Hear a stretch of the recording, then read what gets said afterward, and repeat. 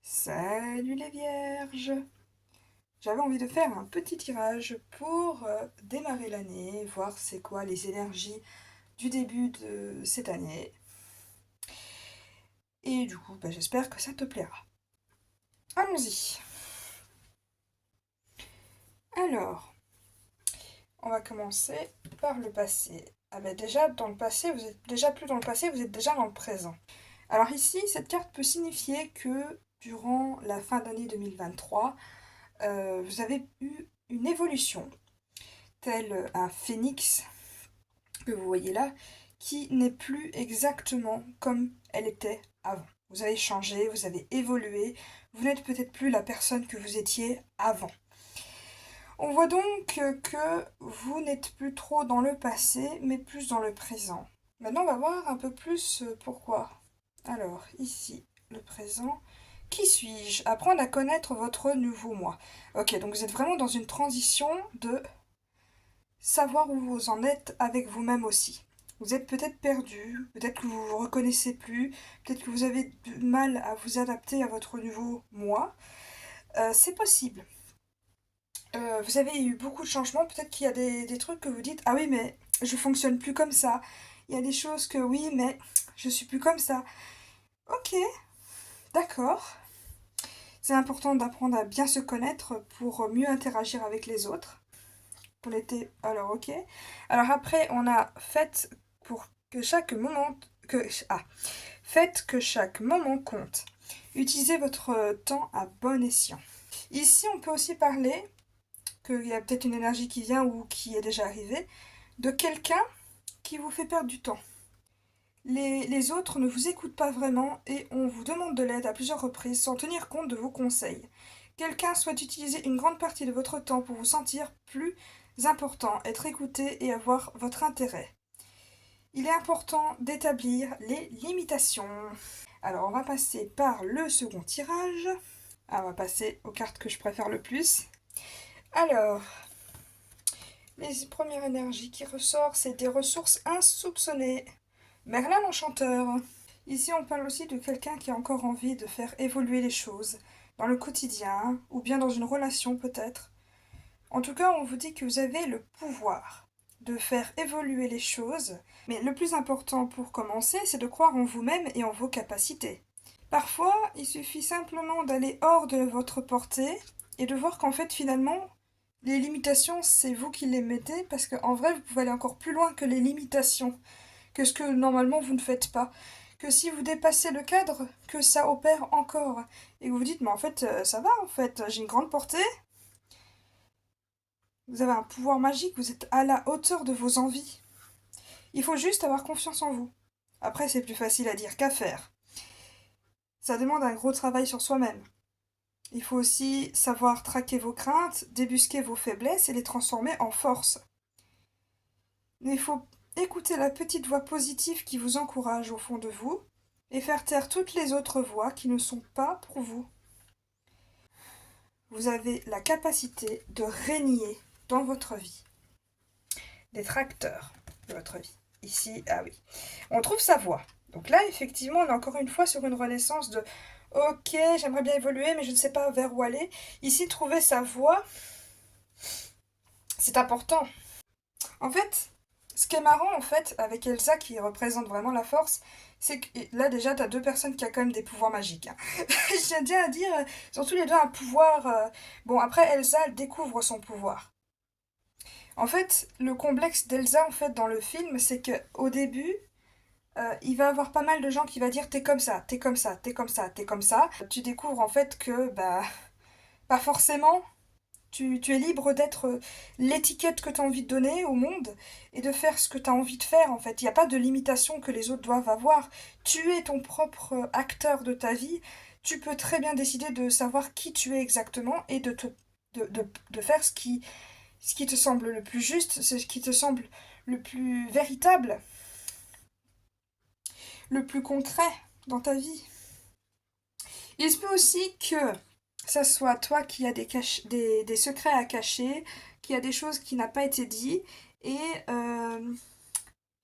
Ou alors que tu as dit quelque chose qui était peut-être un mensonge et qui te retombera dessus parce que dans un sens, euh, il peut avoir, euh, il peut avoir des risques de ragots ou de choses ainsi qui font que ça déforme la vérité et que ça salit en fait les histoires avec les autres. En tout cas, tu peux réfléchir à ta situation, prendre les meilleures décisions, mais quoi qu'il arrive, sois honnête avec toi, sois authentique, parce que la vérité, c'est quelque chose qui peut véritablement libérer. Et c'est marrant parce que, bon, libérer juste à côté d'Elsa, bon, je vais arrêter les jeux de mots, mais voilà. À toi de voir si c'est toi qui as un secret à cacher aux autres ou si c'est les autres qui ont des secrets à cacher.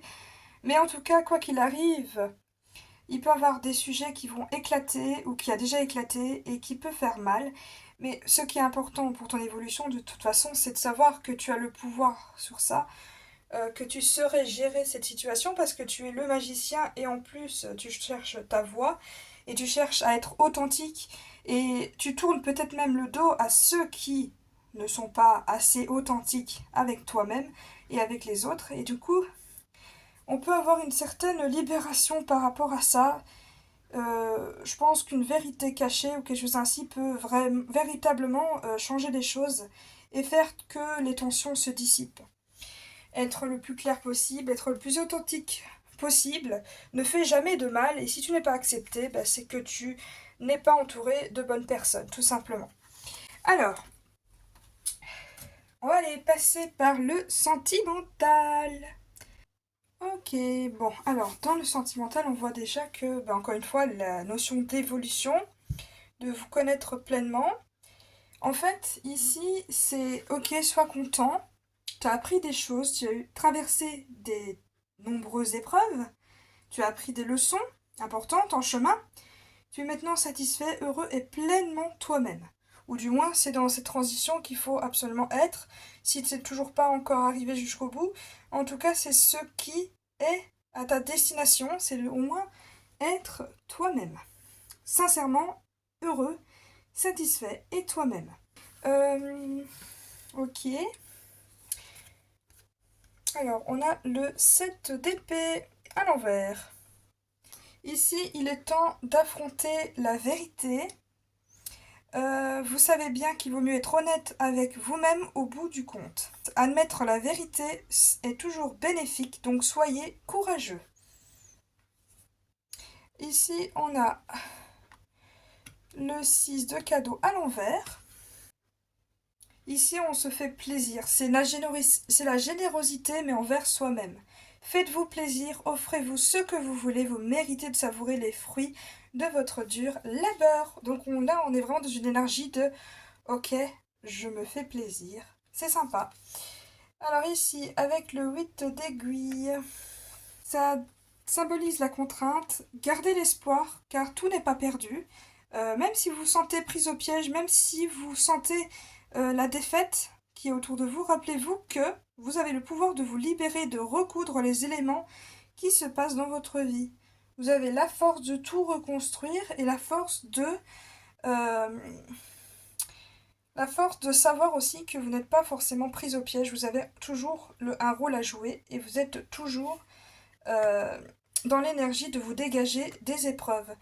Surtout avec le monde qui est juste au-dessus, on voit bien que les épreuves sont pas non plus trop dures pour vous. Alors, ici, on a quoi? On a l'as d'aiguille, c'est une nouvelle idée. Peut-être une idée pour comment résoudre les problèmes. En tout cas, peut-être vous êtes un peu celui qui a la petite aiguille qui va aller dans la meule de foin et dire voilà la vérité. Voilà, il n'y a pas de. C'est assez direct hein, comme énergie. On voit qu'en plus il est pointé vers se faire plaisir avant tout, à place de se détruire. Ici, on a vraiment une énergie de j'ai une idée pour détruire en fait les malentendus, les tensions qu'il peut avoir avec les autres. On a une idée de quelle approche faire. Et ici, en plus, cette idée, elle convient pas mal. Vraiment. Ici, ça termine quand même sur une énergie de 6 de bougie. Hmm. Ici, c'est la victoire, c'est le succès, vous avez travaillé dur et vous recevez les récompenses que vous méritez. Peut-être qu'en amour ou peut-être avec les relations avec les gens, c'est du donnant-donnant et même vous, vous donnez, vous recevez, mais surtout vous recevez plus que vous en donnez. Et ça, c'est beau. Peut-être une confiance en vous qui se renforce grâce à votre évolution. Là même, on peut déjà penser à la suite, à comment on peut aller plus loin dans les projets qu'on fait, parce qu'il y a une nouvelle idée qui marche bien, on dirait, en plus. Ça prend bien. Bon, il y a eu pas mal de tensions quand même, mais vous réussissez à chaque fois à rebondir tel un chat au troisième étage qui se fait bousculer, vous retombez tout le temps sur vos pattes et c'est beau à voir. Et en plus, bah, ça finit quand même assez bien avec la générosité partagée, mais surtout reçue. En tout cas, même si j'ai l'impression que vous donnez moins aux autres, mais plus à vous-même, ça vous fait plaisir et vous le méritez, et voilà quoi. Allez, maintenant, on va aller voir. Hop, le petit conseil de début d'année. Ou du moins l'énergie qui se dégage le plus de votre début d'année. Voilà, le message de début d'année, c'est directement la petite sirène. La situation n'est pas saine. Tu fais beaucoup d'efforts, tu as même peut-être même tendance à te sacrifier pour les autres. Ton cœur est pur, mais tu ne dois pas accepter un tel marché et des tels duperies. Quitte ces eaux troubles et retrouve un océan plus sain pour toi. Voilà, à toi de voir si ça te parle. Mais en tout cas, une chose est sûre, c'est que il est peut-être grand temps que tu reçois ce message de quitte les personnes toxiques et enfuis-toi vers de nouveaux océans, vers de nouvelles histoires, vers quelque chose qui aspire beaucoup plus de positivité dans ta vie, plutôt que de te sacrifier et d'être celui qui fait le plus d'efforts. Parce qu'au bout d'un moment, c'est épuisant et des fois, il faut dire merde aux gens qui ne font aucun effort. Ou qui ne le méritent tout simplement pas. Bon, j'espère que ça t'aura plu et j'espère que ça t'aura plu. Faut pas chercher plus loin. À plus.